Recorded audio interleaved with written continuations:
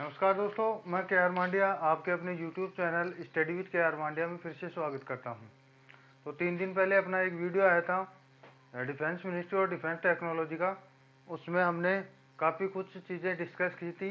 आज हम इससे आगे की चीज़ें डिस्कस करेंगे।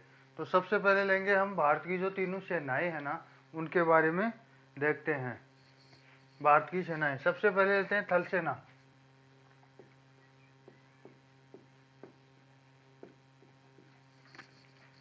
फिर लेते हैं वायुसेना।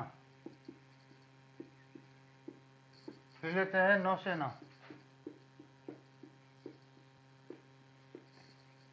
थल सेना, वायुसेना और नौसेना। थल सेना, थल सेना का मुख्यालय है नई दिल्ली।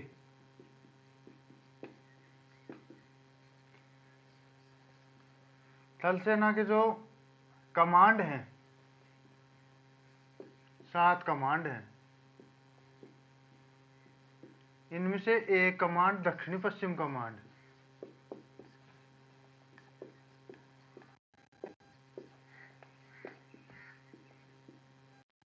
वो राजस्थान में है, जयपुर में।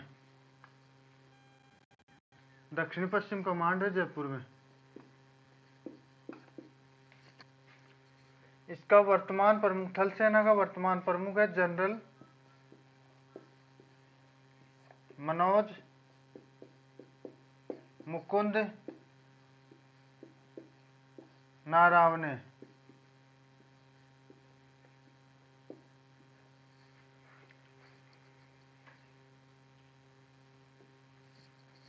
वायुसेना, मुख्यालय वही नई दिल्ली।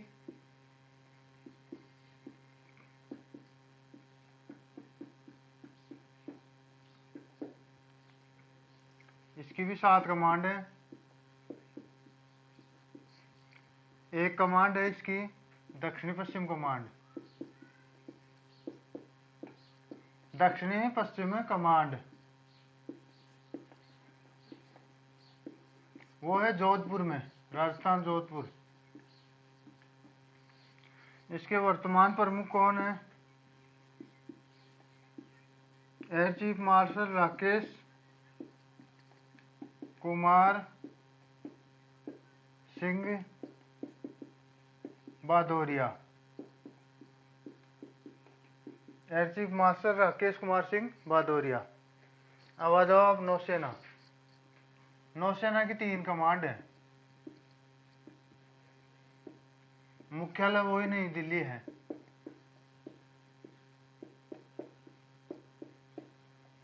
इसके जो प्रमुख है ना, वो है एडमिरल करमबीर सिंह।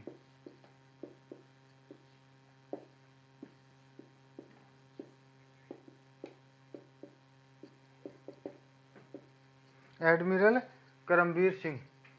तो देखो एक बार, थल सेना, थल सेना जो मुख्यालय है वो है नई दिल्ली। इसके प्रमुख हैं जनरल मनोज मुकुंद नारावने। इसकी 7 कमांड है और उसमें से दक्षिणी पश्चिम कमांड जयपुर में स्थित है। वायुसेना की 7 कमांड है, मुख्यालय नई दिल्ली है, दक्षिणी पश्चिम कमांड जोधपुर में है और प्रमुख है राकेश कुमार सिंह भादौरिया। और नौसेना प्रमुख है 3 कमांड। जो नौसेना है उसकी 3 कमांड है, मुख्यालय नई दिल्ली और प्रमुख है एडमिरल करमबीर सिंह। अब देखते हैं आगे।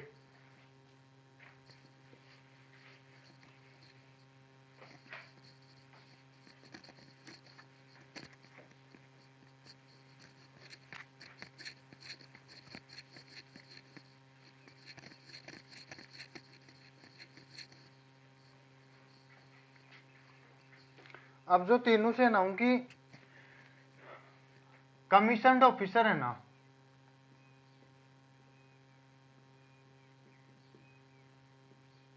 उनकी श्रेणियां देखते हैं अपन।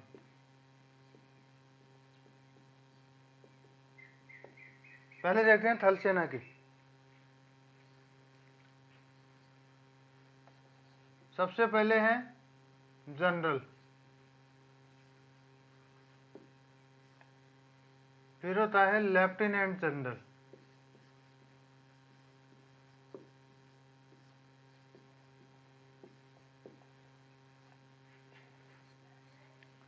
फिर होता है मेजर जनरल।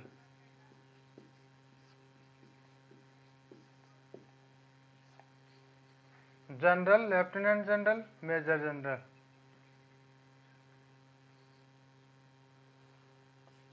फिर होता है ब्रिगेडियर।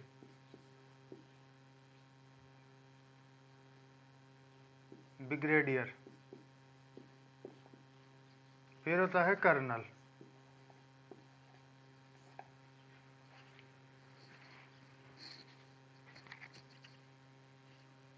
अब आ जाओ आप वायुसेना प्रमुख।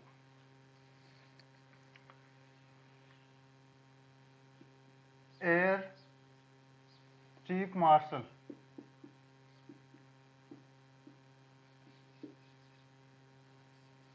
Air marshal, air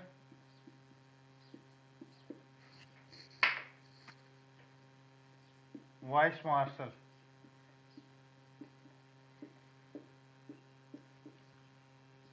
air commodore, और एक होता है group captain.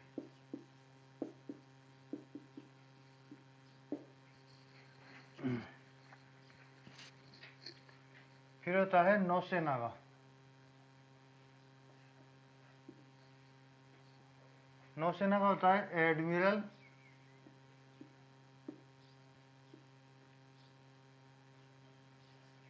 Vice admiral,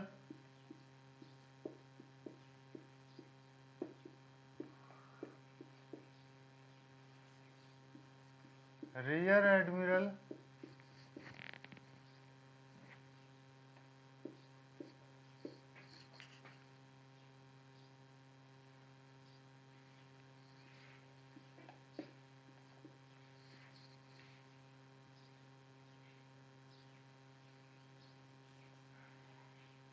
admiral, vice admiral, rear admiral, commodore, और होता है फिर कैप्टन। ये हो गया। तो देखो ये कमीशन्ड ऑफिसर की श्रेणियां है ना दोस्तों, ये लगभग डिफेंस और दिल्ली पुलिस की जो भी एग्जाम्स होती है ना, लगभग उन एग्जाम्स में कई बार पूछ लिया जाता है। तो ये 5 रैंक तक तो आपको याद होनी चाहिए। वैसे तो 8-9 रैंक दे रखी है, लेकिन 5 तक तो याद होनी चाहिए। तो थल सेना की सबसे पहले देखते हैं हम general, major general, lieutenant general, sorry general, lieutenant general, major general, brigadier और कर्नल। इसके बाद देखते हैं वायुसेना की air chief marshal, air marshal, air vice marshal, air commodore और ग्रुप कैप्टन। इसके बाद में देखते हैं नौसेना की। नौसेना का एडमिरल है, फिर है vice admiral, rear admiral, commodore और कैप्टन। अब ये तो हो गया इनकी कमीशन्ड ऑफिसर की श्रेणियां।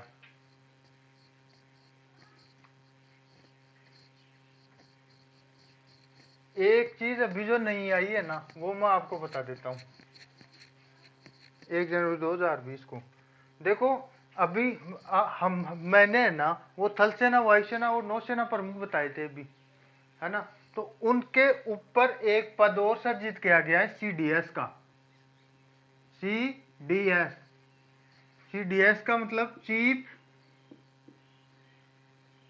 Of defence staff. Chief of defence staff जो हमारे प्रधानमंत्री नरेंद्र मोदी जी है ना, उन्होंने हाल ही में नियुक्ति दी है इसको 1 जनवरी 2020 को। पहले सीडीएस हैं जनरल विपिन रावत, जनरल विपिन रावत। और नियुक्ति कब हुई?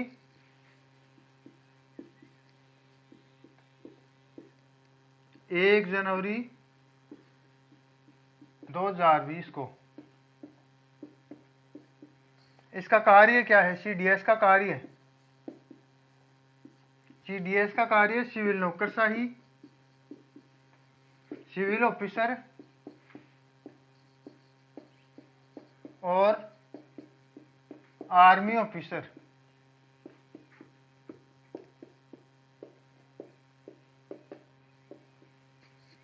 के बीच तालमेल और तीनों सेनाओं के बीच तालमेल।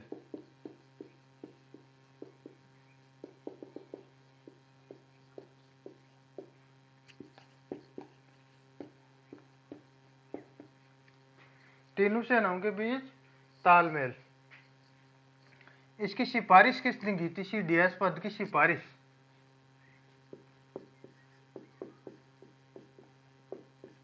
CDS पद की सिफारिश किसने की थी? सबसे पहले इसकी सिफारिश की थी 1999 में कारगिल समीक्षा समिति।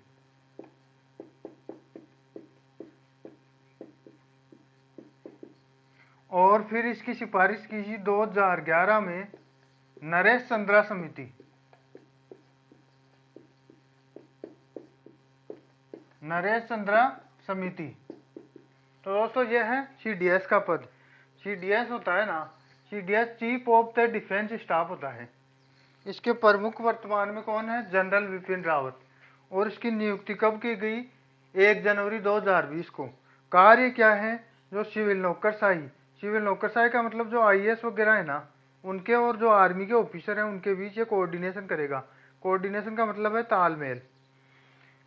और जो तीनों सेनाएं हैं ना, उनके जो प्रमुख हैं उनके बीच भी ये तालमेल करेगा।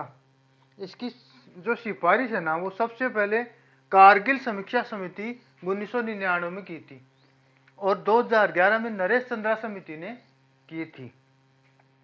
ये तो हो गया इसका CDS का पद। अब देखते हैं हम आगे।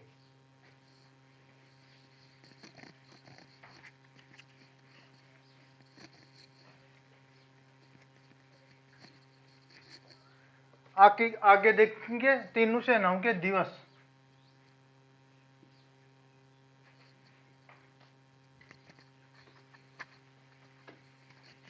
दिवस कौन कौन से हैं? ये हो गए दिवस। तो सबसे पहले लेते हैं थल सेना दिवस। थल सेना दिवस मनाया जाता है 15 जनवरी को। थल सेना दिवस 15 जनवरी। फिर है वायुसेना दिवस। वायुसेना दिवस कब का मनाया जाता है? 8 अक्टूबर।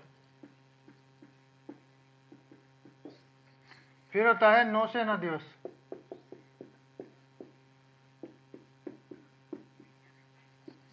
नौसेना दिवस मनाया जाता है 4 दिसंबर। एक होता है राष्ट्रीय सुरक्षा दिवस।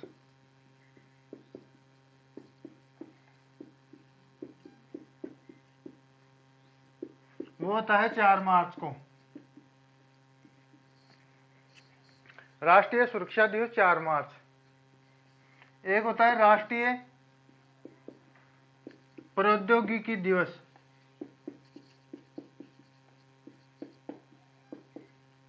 पूछते हैं क्वेश्चन, दिवस कई बार पूछते हैं।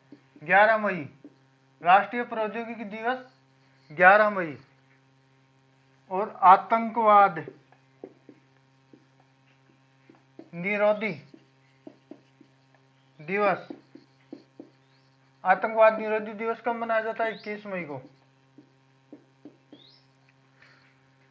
तो ये चीजें हैं। थल सेना दिवस मनाया जाता है 15 जनवरी को। वायुसेना दिवस 8 अक्टूबर को। नौसेना दिवस 4 दिसंबर को। और राष्ट्रीय सुरक्षा दिवस 4 मार्च को। राष्ट्रीय प्रौद्योगिकी दिवस 11 मई को। राष्ट्रीय प्रौद्योगिकी दिवस 11 मई को क्यों मनाया जाता है? क्योंकि जो भारत का सेकेंड परमाणु परीक्षण था ना,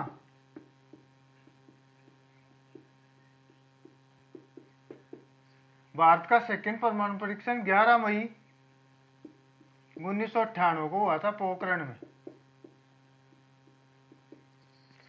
तो वो सफल रहा था, इसलिए इसको 11 मई को प्रौद्योगिकी राष्ट्रीय प्रौद्योगिकी दिवस मनाते हैं। 21 मई को आतंकवाद निरोधी दिवस मनाया जाता है। ये हो गए दिवस। अब आगे चलते हैं अपन।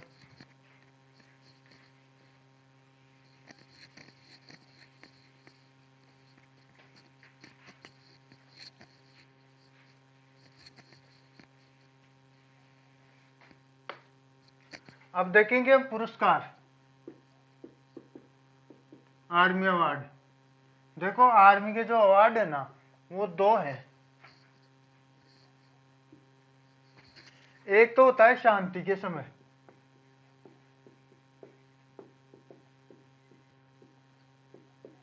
और एक होता है युद्ध के समय।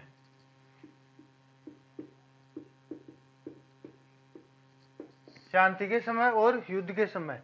शांति के समय में पुरस्कार कौन कौन से दिए जाते हैं वो हम आपको, पहला है अशोक चक्र,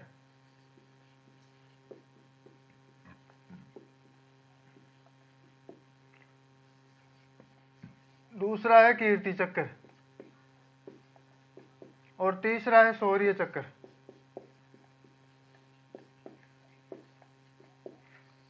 ये अशोक चक्र है ना, फर्स्ट बार 1952 में लेफ्टिनेंट सुहास विश्वास को दिया गया।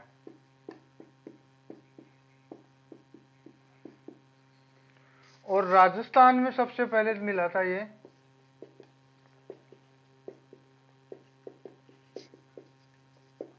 1961 में शंभू सिंह को।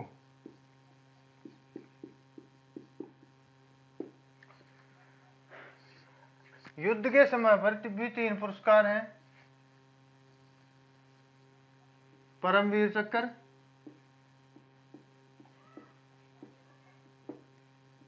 महावीर चक्र, परमवीर चक्र, महावीर चक्र और वीर चक्र। परमवीर चक्र फर्स्ट बार मिला था 1947 में मेजर सोमनाथ शर्मा को।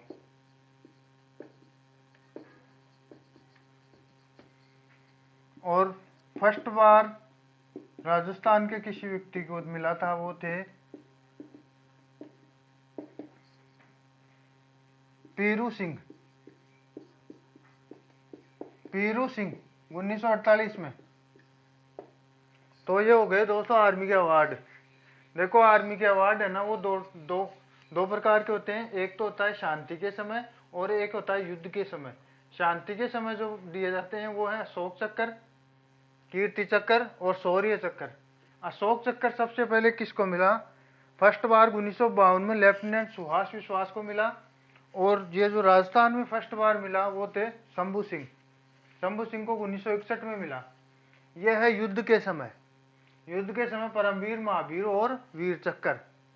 फर्स्ट बार 1947 में मेजर सोमनाथ शर्मा को मिला और राजस्थान में फर्स्ट बार 1948 में पीरू सिंह को मिला था। यह हो गया आर्मी के अवार्ड।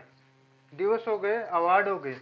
अब देखो दोस्तों थोड़ा सा हम यह देखेंगे कि आर्मी के अलावा जो सैन्य संगठन है ना वो भी कई बार पूछ लेता है, उनकी स्थापना पूछ लेता है। तो मुख्य आर्मी के अलावा जो भी सैन्य संगठन है उनके बारे में थोड़ा सा हम देख लेते हैं।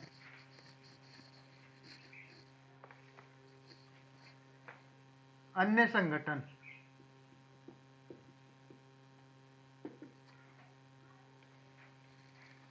इनमें सबसे पहले है एनसीसी, नेशनल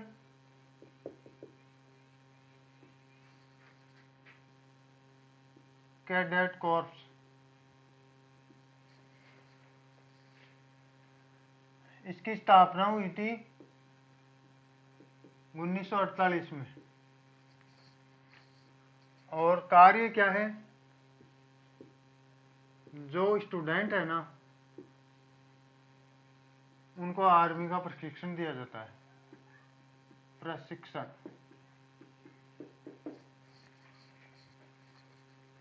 दूसरी है, इसका मुख्यालय नई दिल्ली है भाई। ये जो मुख्यालय है ना वो कहाँ है, नई दिल्ली।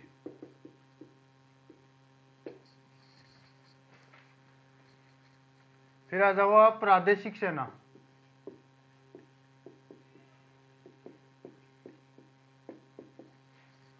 एक चीज और है एनसीसी में, ये अंतिम रक्षा पंक्ति के रूप में कार्य करती है।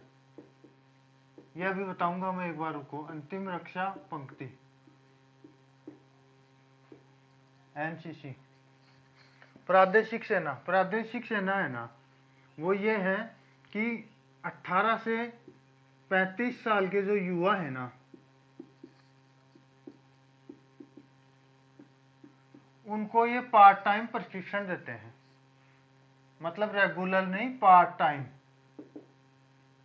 पार्ट टाइम प्रशिक्षण। ये है ना ये द्वितीय रक्षा पंक्ति है, द्वितीय रक्षा पंक्ति के रूप में कार्य करती है, द्वितीय रक्षा पंक्ति। अब ये अंतिम रक्षा पंक्ति और द्वितीय रक्षा पंक्ति एक्चुअली है क्या, मैं बताता हूं आपको। देखो मान लो ये युद्ध छिड़ गया अपना, ये इधर पाकिस्तान है,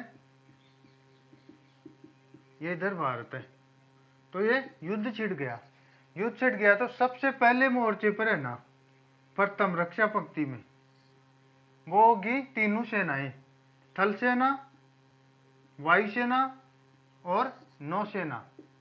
ये तो क्या हो गई, प्रथम रक्षा पंक्ति हो गई।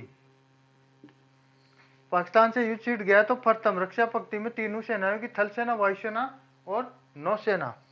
द्वितीय रक्षा पंक्ति, मान लो और सैनिकों की आवश्यकता है तो द्वितीय रक्षा पंक्ति के रूप में आएंगे प्रादेशिक सेना, जिनको प्रशिक्षण दिया गया है। और अंतिम रक्षा पंक्ति है ना, मान लो और जरूरत पड़ गई तो फिर एनसीसी के कैंडिडेट आएंगे। ये चीज है ये।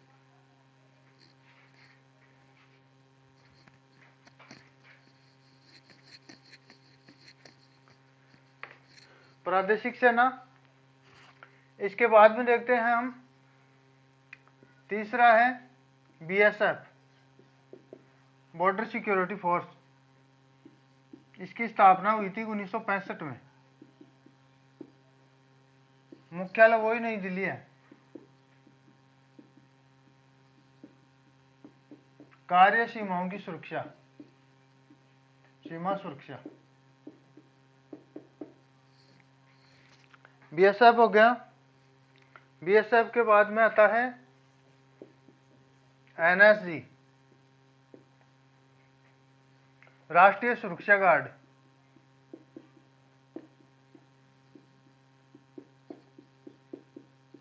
राष्ट्रीय सुरक्षा गार्ड है ना, ये जो आतंकवाद की चुनौती है ना, आतंकवाद, उससे निपटते हैं। और इनकी ट्रेनिंग होती है मानेसर हरियाणा में।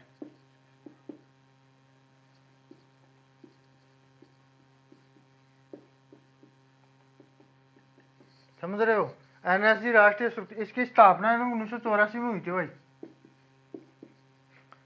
इनको जो ये इसके जवान है ना, इनको ब्लैक कैट कमांडो भी बोलते हैं, ब्लैक कैट कमांडो।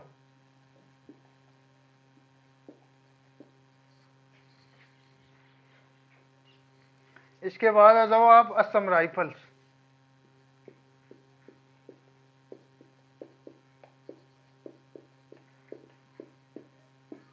1835।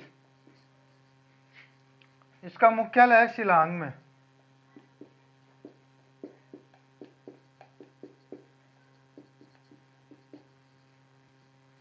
ये जो भारत, म्यांमार और भारत चीन की सेना है वहां पर सुरक्षा करते हैं। तो अब देखते हैं एनसीसी, नेशनल कैडेट कोर्स, स्थापना 1948, मुख्यालय नई दिल्ली, कार्य स्टूडेंट आर्मी प्रशिक्षण, अंतिम रक्षा पंक्ति के रूप में कार्य करते हैं। फिर आता है प्रादेशिक सेना, 18 से 35 साल के युवाओं को पार्ट टाइम प्रशिक्षण, ये होता है द्वितीय रक्षा पंक्ति के रूप में कार्य करते हैं। इसकी स्थापना 1949 है भाई, प्रादेशिक सेना की स्थापना 1949 है। बीएसएफ बॉर्डर सिक्योरिटी फोर्स, स्थापना 1965, मुख्यालय नई दिल्ली। सीमा सुरक्षा, फिर है एनएसजी नेशनल सिक्योरिटी गार्ड, राष्ट्रीय सुरक्षा गार्ड, इसकी स्थापना हुई थी 1984 में। इनका ट्रेनिंग सेंटर मानेसर हरियाणा और इनका कार्य है आतंकवाद की चुनौती का सामना करना। इनको ब्लैक कैट कमांडो भी बोलते हैं। फिर आ जाओ असम राइफल्स। असम राइफल्स 1835 में स्थापना हुई थी और इसका मुख्यालय है ना, मुख्यालय शिलांग में है। भारत म्यांमार और भारत चीन सीमा का ये करते हैं क्या, सुरक्षा। अब देखते हैं आगे।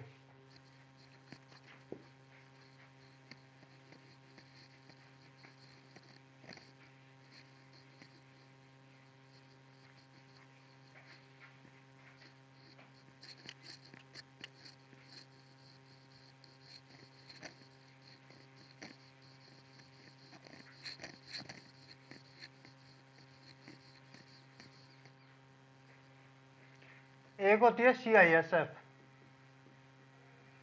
इसकी स्थापना 1969 में हुई, मुख्यालय वही नई दिल्ली।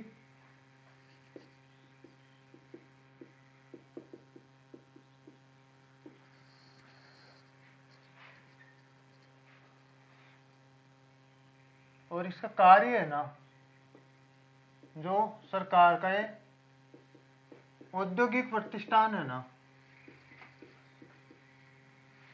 औद्योगिक प्रतिष्ठान, उनकी सुरक्षा करती है ये।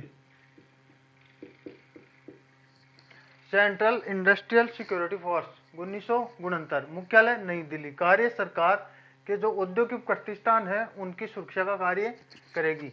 एक होता है सीआरपीएफ। सीआरपीएफ की स्थापना देखो 1939 में हो गई थी और 1939 में हम ब्रिटिश ताज के अधीन थे। आजादी तो 47 में मिली थी ना। तो इसका पहले नाम है ना सीआरपीएफ का, वो क्राउन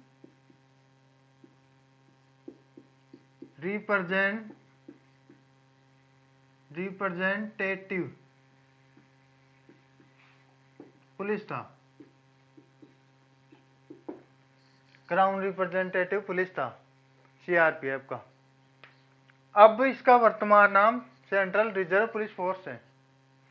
तो ये दंगे वगैरह के लिए जो रिजर्व रखी जाती है, रिजर्व का मतलब ये रिजर्व रहती है जहां आंतरिक सुरक्षा से संबंधित, जैसे ये दंगे वगैरह नहीं होते क्या, वहां पर इसकी जो टुकड़ियां हैं वो भेजते हैं सीआरपीएफ।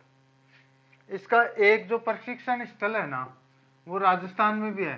कहां पर, माउंट आबू में।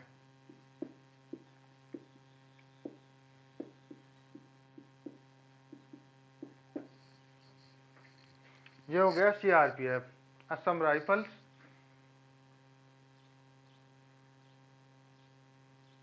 अब देखते हैं आगे।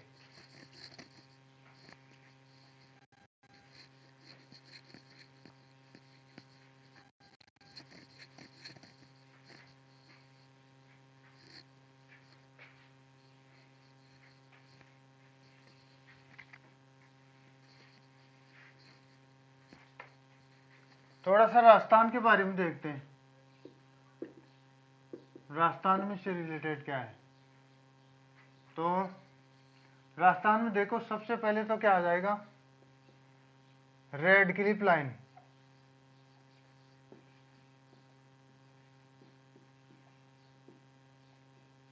एक 1070 किलोमीटर।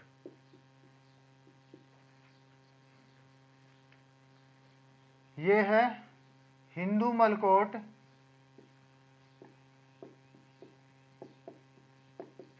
गंगानगर से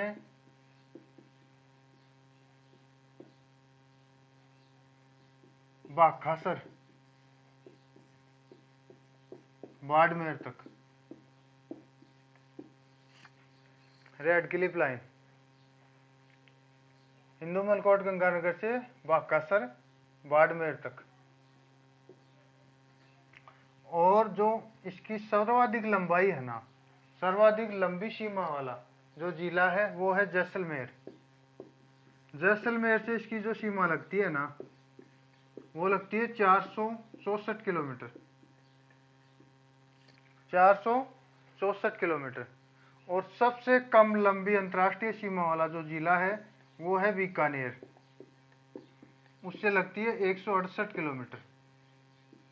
ये क्वेश्चन पुटअप हुए हैं कई बार एग्जाम्स में, तो इनको थोड़ा सा आप देख लें, जैसलमेर और बीकानेर। ये हो गई रेड क्लिफ लाइन। अब देखते हैं हम राजस्थान में फील्ड फायरिंग रेंज।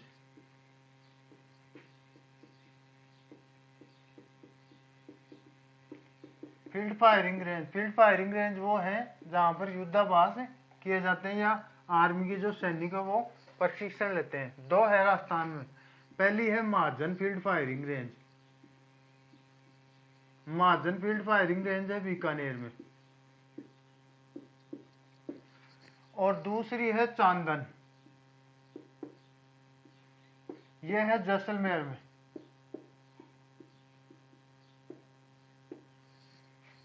राजस्थान से और देखते हैं हम जो वायुसेना का भूमिगत हवाई अड्डा है एक,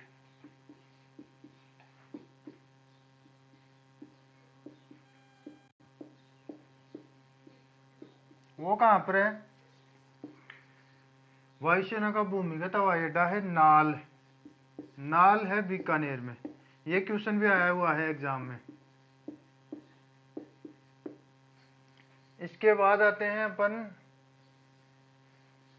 जो बिट्स पिलानी इंस्टीट्यूट है ना,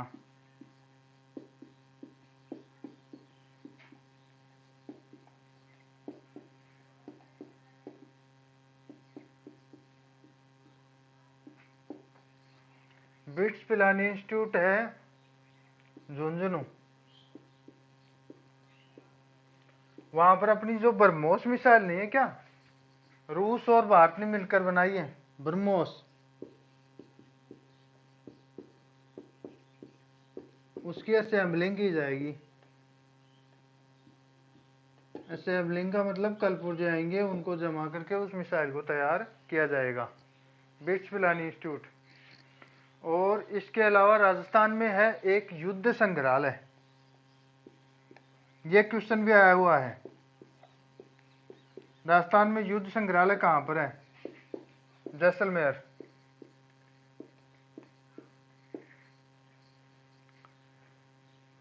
तो देखिए राजस्थान में सबसे पहले राजस्थान में रेड क्लिफ लाइन है 1070 किलोमीटर। और सबसे ज्यादा लंबी जो अंतर्राष्ट्रीय सीमा बनाने वाला जिला है वो है जैसलमेर, सबसे कम है बीकानेर। जैसलमेर की है 464 और बीकानेर की है 168। हिंदू मलकोट गंगानगर से बाकासर बाड़मेर तक इसका विस्तार है। इसकी कुल लंबाई 1070 किलोमीटर है। और जो फील्ड फायरिंग रेंज है राजस्थान में दो हैं, एक तो है महाजन फील्ड फायरिंग रेंज और एक है चांदन फील्ड फायरिंग रेंज। चांदन है जैसलमेर में, महाजन है बीकानेर में। और वायुसेना का जो भूमिगत हवाई अड्डा है वो है नाल, बीकानेर में। और जो बिट्स पिलानी इंस्टीट्यूट है ना, बिट्स पिलानी इंस्टीट्यूट कहाँ पर है? झुंझुनू में। वहां पर जो ब्रह्मोस मिसाइल है ना, देखो ब्रह्मोस मिसाइल भारत और रूस बना रहे हैं, तो ब्रह्मोस का जो नाम है ना वो भारत की ब्रह्मपुत्र और जो रूस की मोस्कवा नदी है ना उसके नाम पर मिलाकर बनाया गया। तो ये सारी चीजें है ना, ये मिसाइल सिस्टम में अपन देख लेंगे विस्तार से। और तो बिट्स पिलानी इंस्टीट्यूट है ना, उसमें ब्रह्मोस मिसाइल की असेंबलिंग होगी।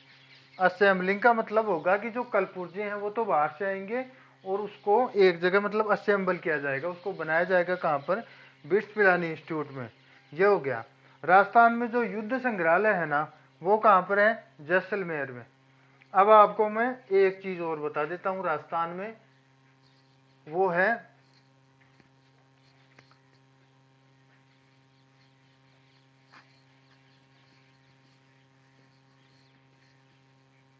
चेतक परियोजना। ये पूछा हुआ है भाई एग्जाम में क्वेश्चन, चेतक परियोजना क्या है? चेतक परियोजना देखो, जो सीमावर्ती जिले ना,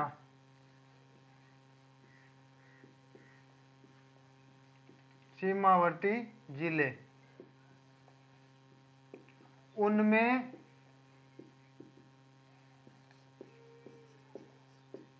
सड़कों का निर्माण किया जा रहा है।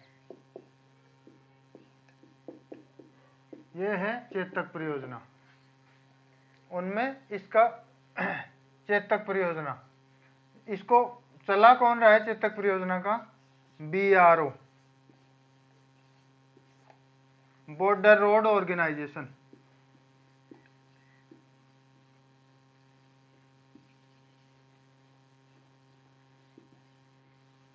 बॉर्डर रोड ऑर्गेनाइजेशन, इसका मुख्यालय है ना राजस्थान में, वैसे तो नई दिल्ली है लेकिन राजस्थान में मुख्यालय है ना, वो बीचवाल बीकानेर में है।